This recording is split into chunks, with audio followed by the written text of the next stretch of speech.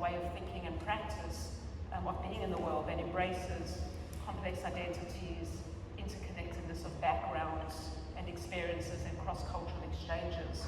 I do not think I'm an Afropolitan. My perspective is very different. I'm an African. It's very clear. I have no doubts about that. I've grown up in multiple African countries. I've lived in multiple parts of the world. I'm in the UK now. So I come in it from a very different place. Just to sort of like end, my not being an Afropolitan does not mean I don't see the usefulness of that sort of like a capture for other people. But I think it shouldn't be something defined at the expense of, I think, a very, very sort of like a long sort of culture of thinking about these things. And I worry that it's something that is going to potentially be used to sort of frustrate other ideas. For me, it's useful to start by referring to Taye Selassie's Bye Bye Berber, and actually the subsequent TED talk that she gave titled Don't Ask Me Where I'm From, Ask Me Where I'm Local, where she expands on this idea of the Afropolitan. And I think in that talk she's clearer about what it is to be an Afropolitan, in that it's something to do with being local, a kind of hyper-local identity that cannot be formed from a kind of binary experience of where you are or where you grew up. And I suppose for me, I do empathise with that position as somebody that was born and raised until 10 years old in Accra, in Ghana, and then spent my kind of formative and teenage years in Milton Keynes in the UK. This idea of locality became really important to how I formed my sense of identity and belonging. I suppose to that idea, it's also removing this question. I think the downside of people referring to the Afropolitan is an assumption that this means global. It is not about a global sort of, brand or being a global citizen, but it's about actually being super specific and local in where we are and where we work. In many ways, one cannot describe the African as being outside of the world. It's not this sort of, we are part of the world. And we've contributed to production of the world, and yet in many ways we are distinct.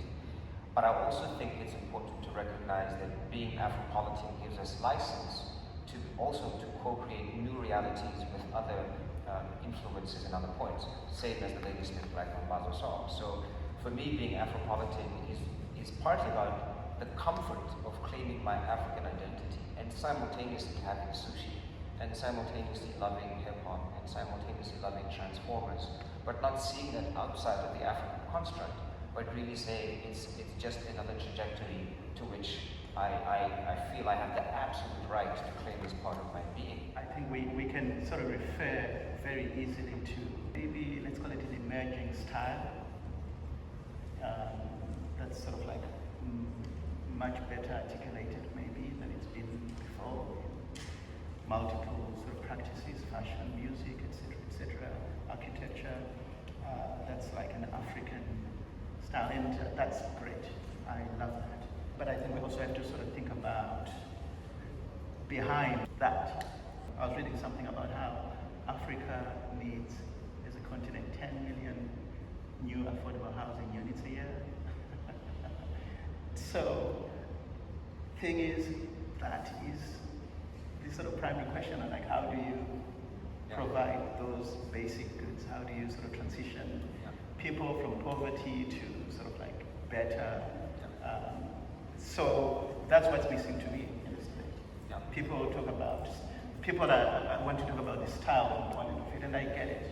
I like nice things, but I sort of worry that this sort of like deeper systemic stuff can very easily be kind of not paid attention to. And I think we do have an obligation as professionals to actually, if we're speaking into our own context, it's a context of poverty, it's a context of unemployment, it's a context of like lots of like young people that need opportunities in the future. So where does the Afropolitan debate sort of like bring those people in? So let's not forget that.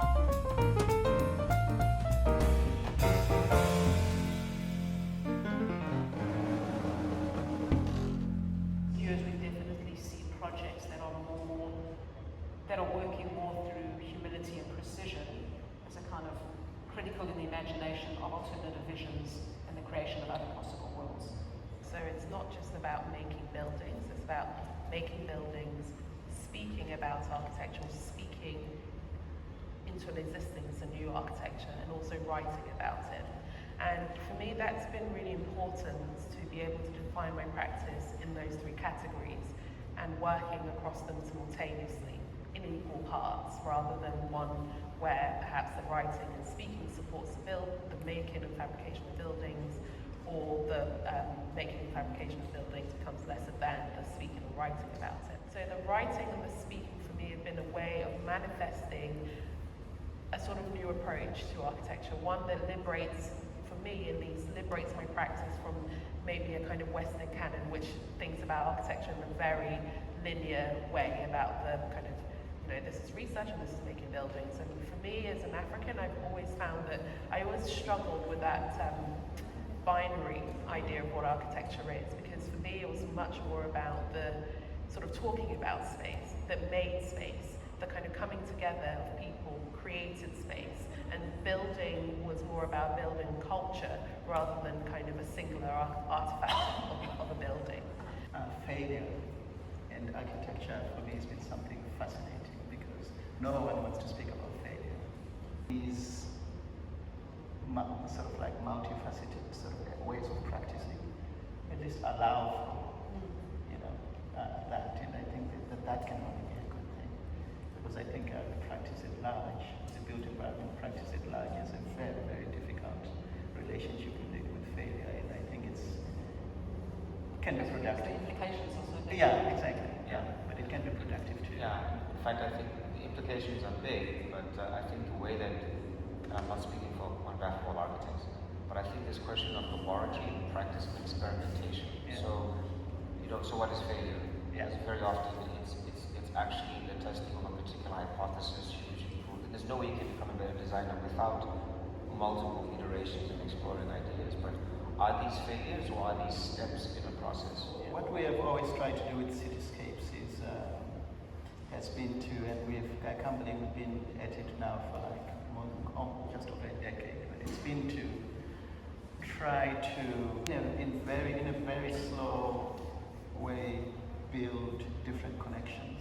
Sometimes I find that the question about African architecture is reduced to colour, sort of quite pastiche things, and there's much more in there. There is a kind of culture, there's tradition, there's about ideas about ritual and how we live together. That for me is what formulates, broadly speaking, an African architecture. And so this research is looking at home especially as a kind of domestic setting from which everything else kind of emanates, our kind of traditions, our forms of urbanism. It's been really important, but we're not interested in that, in looking at these architectural forms as some sort of historical object or something to kind of, that is back in the past, but it's really about understanding how, from understanding and articulating history, you can make a new present, you can define a new urbanism by understanding what came before, and these ideas about collective living, about ways in which the house is a kind of manifestation of our ideals, our kind of rituals, and the spaces that we create should afford us that.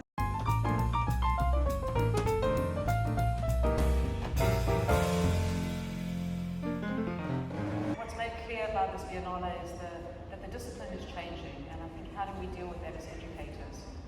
That which was always seen as historically important is now anachronistic.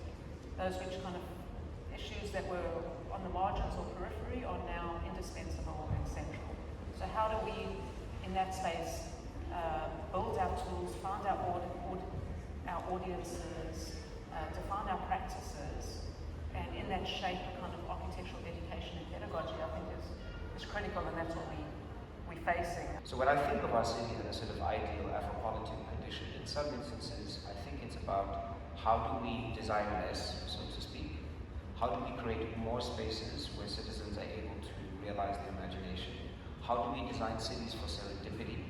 So that might mean actually engaging with disorder as a form of order, right? But at the same time, there's also the recognition that architects And indeed, the architectural community have agency. So we can't just say, well, it's a serendipitous and an amazing and a crazy city, but we're not going to sort out, infrastructure issues or water or electricity, etc.